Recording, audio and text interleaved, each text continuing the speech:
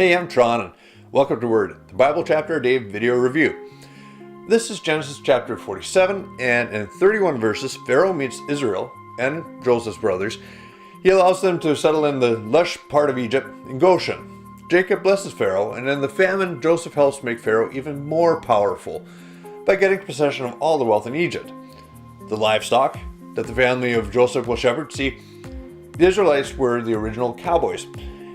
And lastly, all the lands available in Egypt, except the priests who were independently wealthy because of Pharaoh. In starvation, the Egyptians eventually pawn themselves off for food. But Joseph makes an arrangement with them where they plant the grain and Pharaoh gets 20%. And they in return get the rest for their own long-term betterment.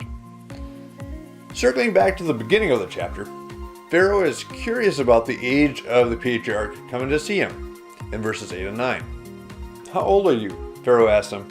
Jacob replied, "I've traveled this earth for 130 years, but my life has been short compared to the lives of my ancestors."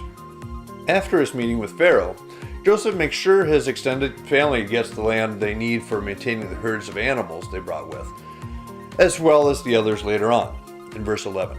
So Joseph assigned the best land of Egypt, the region of Ramses, to his father and his brothers, and he settled them there, just as Pharaoh had commanded.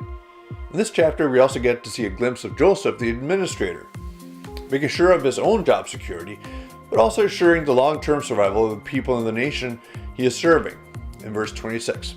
Joseph then issued a decree, still in effect on the land of Egypt, that Pharaoh should receive 1/5 of all the crops grown on his land. Only the land belonging to the priests was not given to Pharaoh. The country overcomes the years of starvation, and Jacob grows even older in this strange land.